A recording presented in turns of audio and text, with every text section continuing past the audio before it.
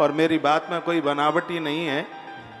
शायद मैं तो अपने जन्मदिन पर उतना प्रसन्न नहीं होता जितना कि मैं इस गोपाष्टमी महामहोत्सव पर जितनी मेरी प्रसन्नता होती है। किसी पैमाने में उसको नापा नहीं जा सकता कि गोपाष्टमी मेरे अंदर इस तिथि का कितना बड़ा आदर है। तो वही गोपाष्टमी है जिस दिन सुरभि नाम की गैया ने भगवान श्री कृष्ण का महा दुग्धाभिषेक किया। भगवान कृष्ण ने कहा, हे देवी, आज की अष्टमी को तुम्हारे नाम से जाना जाएगा। लोग इसको गौ अष्टमी के नाम से जानेंगे। गौ माता की आंख में आंसू आ गए, वो रो पड़ी, कहने लगी, हे नाथ, आज आपने मुझे सनाथ कर दिया।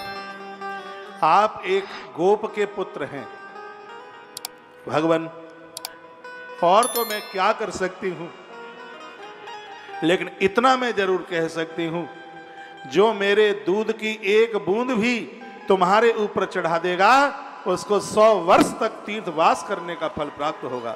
ये गौ माता ने कहा। भगवान ने कहा कि आज की तिथि का नाम गौ अष्टमी होगा, लेकिन गौ माता ने कहा, प्रभु नहीं, आज की तिथि का नाम गोपाष्टमी होगा। गौ माता ने इस तिथि को गोपों से जोड़ा, ग्वालों से जोड़ा, गोप नंदन भगवान श्री कृष्ण से जोड़ा। और याद रखना, कल भले ही 1 चम्मच दूध भगवान गोविंद के ऊपर गौ माता का दूध चढ़ाए, पूरे देश के लिए मैं निवेदन कर रहा हूं, इसमें आप चूकना मत। जो गोपाष्टमी के दिन गैया मैया ने कहा है, जो गोपाष्टमी के दिन 1 बूंद भी मेरा दूध भगवान कृष्ण के ऊपर चढ़ाएगा उसको 100 वर्ष तक तीर्थ में रहने का फल प्राप्त होगा, व्रज में रहने का फल प्राप्त होगा, उसे 100 साल तक श्री वृंदावन में रहने का फल प्राप्त होगा। कल की तिथि हमारे और आपके लिए इतनी विशेष। गोपाष्टमी के महामहोत्सव पर समय पर एक कथा चल रही है। कल मैंने एक कथा आपको निवेदित की थी।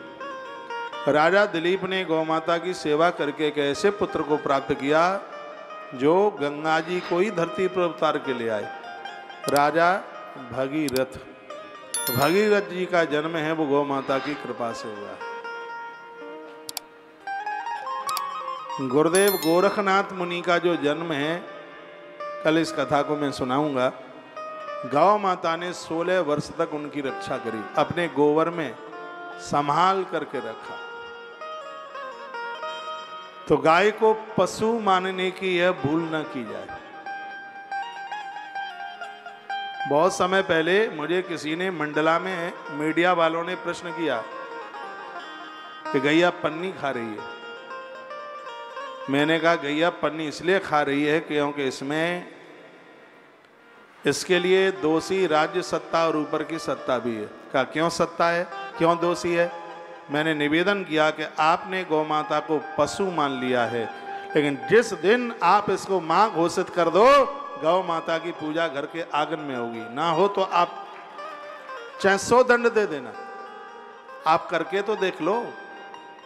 आप जो इतना गौशालाओं को पैसा दे रहे हो और उन गौशालाओं में गाय बहुत मर रही हैं, जिन गौशालाओं को सरकार चला रही है, क्योंकि वहां गफलेबाजी हो रही है, इसलिए वहां पैसे को हड़पा जा रहा है। सब खा रहे हैं, अधिकारियों से लेकर के ये सब खाने में उसको लगे। गैया भूखी मर रही है। मैं दोनों हाथ उठा करके कहता हूं, आप भले ही गौशालाओं को 1 रुपया मन दीजिए, लेकिन गौ माता को आप राष्ट्र माता घोषित कर दीजिए। गौ माता एक भी सड़क पर घूम जाए, गौ माता घरों में होगी, गौ माता गौ सदनों में होगी। मेरी ये समझ में नहीं आता कि तुम इसे राष्ट्र माता घोषित करने में क्यों लज्जित हो रहे हो, क्यों शर्मा रहे हो? नंद बाबा जिस गौ माता का मुख दर्शन किए बिना जल भी नहीं पीते, और आप उस गौ माता के इतने विपरीत चल रहे हो, कारण क्या है? यदि इसमें वोटों का कारण है तो ऐसी वोटें नहीं चाहिए जो गौ माता के द्रोही है। जिस दिन गौ माता का रक्त धरती पर गिरने से बंद हो जाएगा, देश की हर समस्या का समाधान उसी दिन हो जाएगा। कोई दिक्कत ही नहीं रहेगी, कोई परेशानी ही नहीं रहेगी। गौ माता को बचाने के लिए चमड़े की चीजें प्रयोग में मत लीजिए। कसम खाइए, हम पानी पी लेंगे लेकिन दूध गौ माता का ही पिएंगे। बहुत लोग मेरी बात नहीं मान पाएंगे, लेकिन जो जितने मुझे सुन रहे हैं इतने तो मेरी बात मानेंगे। मेरी बात नहीं तो मेरी व्यासपीठ की तो बात मानेंगे। जो गैया वंश वृद्धि करा दे, अरे इससे बड़ी शक्ति, इससे बड़ी ताकत और कौन सी हो सकती है। मुझे लगता है कि गंगा धरती पर आई, यह भी गौ सेवा का ही प्रभाव था। राजा और रानी ने गौ सेवा करी थी। मैं तो कहता हूं कि जो गर्भिणी नारी है प्रत्येक दिन गौ माता का दर्शन करे। आप देखिए, गोपाल प्रकट होगा आपकी कोख से। भदौरिया जी, तुम मेरी एक बात नहीं सुन पाए। मैंने अभी अभी बोला है कि जिस दिन ये सरकार गौ माता को राष्ट्र माता घोषित कर दे, मैं दावे के साथ कहता हूं एक भी गैया पन्नी खाए सड़क पर मिलेगी नहीं।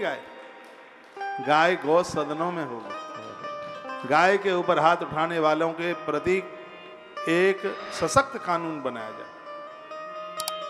गाय को बचाना उतना ही जरूरी है जितना कि अपने प्राणों को बचाना जितना जरूरी है। गाय अर्थव्यवस्था की रीढ़ की हड्डी है।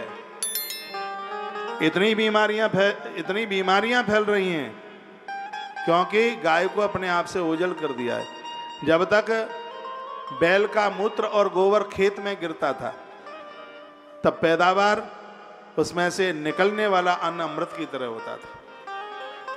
हमें पता है, मालूम है, कहीं चोट लग जाती थी तो हल्दी का पराठा बांध करके चोट ठीक होती थी। ये तो आपको भी पता होगा यदि ग्रामीण अंचलों से आप जुड़े हों। किसी को चोट लग गई, छोटे में मुझे चोट लगी, पाम सूज गया, मेरी माँ ने हल्दी वाला पराठा बांधकर 3 दिन में मेरी चोट को ठीक कर दिया।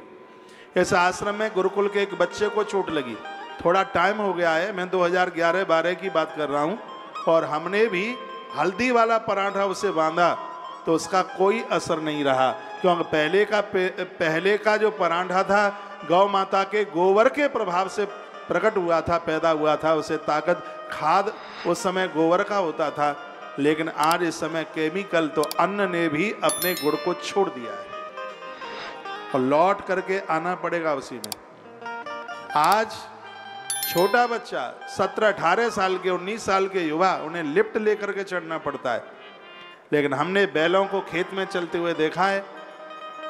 कृषक जो बैल हाँकता है वो पेड़ के नीचे बैठ जाता है, लेकिन गैया मैया का बैल धूप में भी बढ़ता है और कहता है चलता जा मेरे पीछे, मैं थकूंगा नहीं, क्योंकि मैंने अपनी मैया का दूध पिया। इसलिए वो बैल गौ माता का दूध पिए, वो थकता कहाँ है। वो आज हाँपनी चलती है। जवानी में बच्चे निचुड़े बिल्कुल नींबू की तरह दिखाई देते हैं, इसलिए क्योंकि उनके पेट में गौ माता का दूध नहीं जा रहा है। इसलिए चमड़े का विरोध कर रहा हूं, क्योंकि मैं चमड़ा कभी प्रयोग नहीं करता। चमड़े की कोई भी वस्तु उसका प्रयोग ना करें। दूध गौ माता का पिए, पॉलीथिनों में छिलके डालकर भरकर सड़क पर ना फेंकें।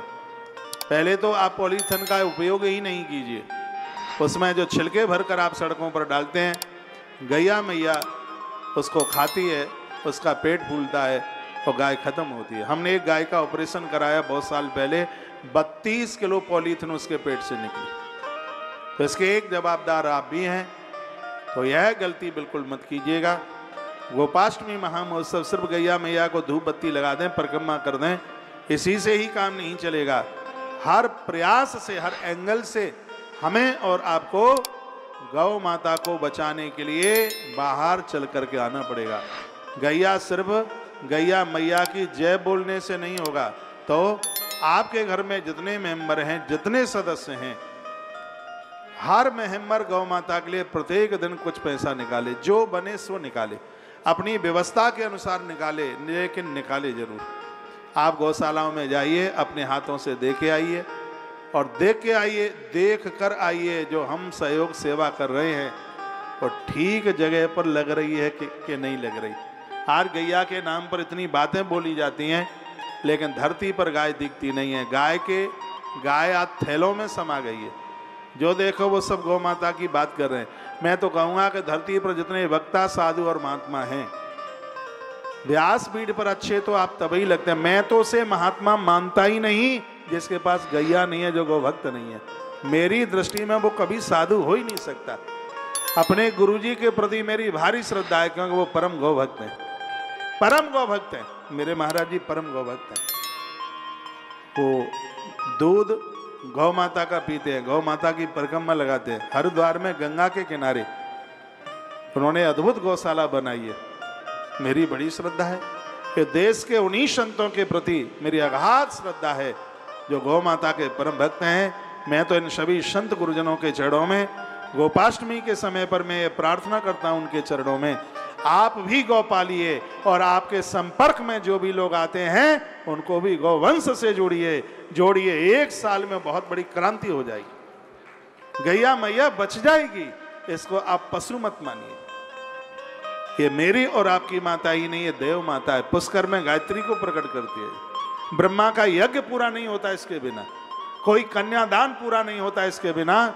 और ये कहना मैं कभी भी नहीं भूलूंगा, जब जब इस देश के ऊपर आपत्ति आई, परेशानी आई, चाहे वो आतंक रावण का रहा हो, चाहे वो आतंक कंस का रहा हो, धरती माता गाय बन करके ही देवताओं के पास में पहुंची है। वो गौ बनी है। आखिर में तो कोई बात रही होगी कि धरती माता गाय बनी। 84 लाख योनियों में यदि सबसे सहज, सबसे सरल यदि कोई प्राणी है तो गौ माता है। पद्म पुराण में लिखा है कि जीव का अंतिम समय गाय के रूप में होता है।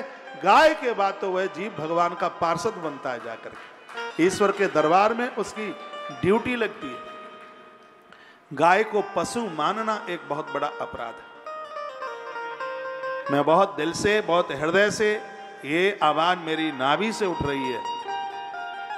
ये कथाएं मेरा पांडित कर्म नहीं है। यदि गौ सेवा न होती, मैं भगवान की व्यासपीठ पर बैठ के बोल रहा हूं, मैं उत्तर काशी में होता, आसपास होता भी नहीं। ये हमारा व्यापार, बिजनेस ऐसा, ये सब कुछ भी नहीं है। ये जो भी कुछ हो रहा है ये सब सेवा कार्य के लिए, विशेष रूप से गौवंश के लिए। हमारी धमनियों में गौवंश समाया है और उसी के लिए हम कार्यरत हैं। और घर घर में गौ माता की बात पहुंचाना चाहते हैं। मेरी बात आज नहीं सुनी जाएगी तो कल सुनी जाएगी, कल नहीं तो परसों सुनी जाएगी, और परसों नहीं तो बरसों में सुनी जाएगी। भगवान कृष्ण के गीता का वाक्य अभी तक समाप्त नहीं हुआ, तो मेरी व्यासपीठ का बोला गया यह वाक्य आने वाले युगों में भी पीढ़ियां सुनेंगी कि एक ऐसा आदमी पैदा हुआ था जिसने गौ माता के लिए अलग जगाया था।